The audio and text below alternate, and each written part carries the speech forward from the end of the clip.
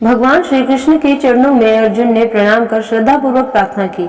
हे मधुसूदन, अब आप पौष माह के शुक्ल पक्ष की एकादशी के महात्म को बताने की कृपा करें। इस एकादशी का क्या नाम है, इसका क्या विधान है, इस दिन किस देवता का पूजन किया जाता है, कृपा कर मेरे इन सभी प्रश्नों का विस्तार सहित उत्तर दे। अर्जुन के प्रश्न पर श्री कृष्ण ने कहा, हे अर्जुन, पौष मास की शुक्ल पक्ष की एकादशी का नाम पुत्रदा है। इस उपवास में भगवान श्रीहरि की पूजा की जाती है।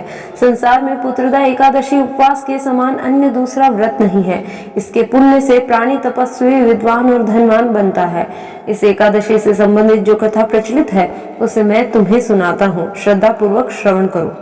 प्राचीन समय में भद्रावती नगरी में सुकेतु नाम का एक राजा राज्य करता था। उसके कोई संतान नहीं थी। उसकी पत्नी का नाम शैव्या था। उस पुत्रहीन राजा के मन में इस बात की बड़ी चिंता थी कि उसके बाद उसे और उसके पूर्वजों को कौन पिंडदान देगा। उसके पितर भी व्यथित हो पिंड लेते थे कि सुकेतु मान के बाद हमें कौन पिंड देगा। इधर राजा भी बंधु बांधव, राज्य, हाथी, घोड़ा आदि से संतुष्ट नहीं था। उसका एकमात्र कारण पुत्रहीन होना था। बिना पुत्र के पितरों और देवताओं से उऋण नहीं हो सकते।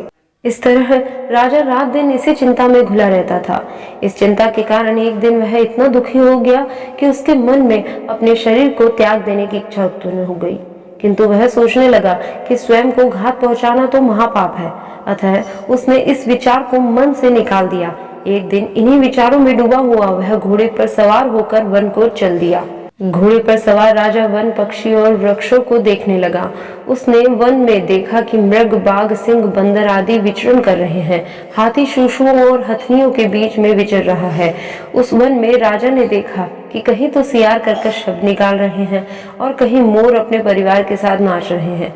वन के दृश्य को देखकर राजा और ज्यादा दुखी हो गया कि उसके पुत्र क्यों नहीं है। इसी सोच विचार में दोपहर हो गई।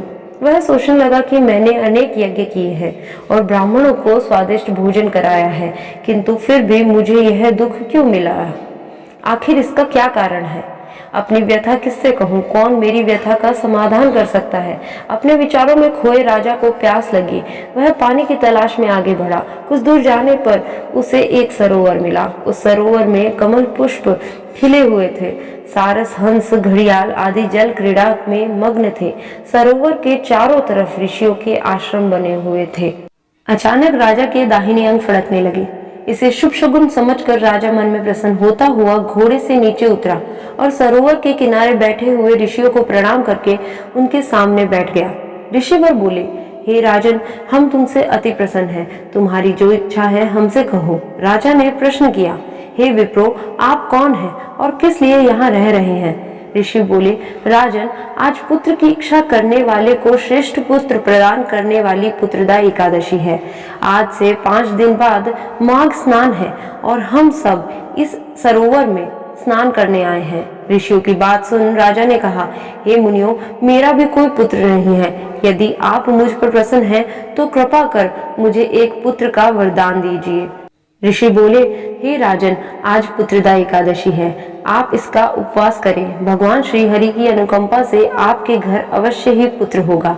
राजा ने मुनि के वचनों के अनुसार उस दिन उपवास किया और द्वादशी को व्रत का पारण किया और ऋषियों को प्रणाम करके वापस अपनी नगरी आ गया।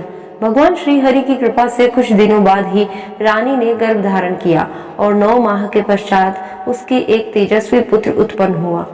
यह राजकुमार बड़ा होने पर अत्यंत वीर, धनवान, यशस्वी और प्रजापालक बना। श्री कृष्ण ने कहा, हे पांडु नंदन, पुत्र की प्राप्ति के लिए पुत्रदा एकादशी का उपवास करना चाहिए। पुत्र प्राप्ति के लिए इससे बढ़कर दूसरा कोई व्रत नहीं है। जो कोई व्यक्ति पुत्रदा एकादशी के महात्म्य को पढ़ता व श्रवण करता है तथा विधान अनुसार इसका उपवास करता है, उसे सर्वगुण संपन्न पुत्र रत्न की प्राप्ति होती है।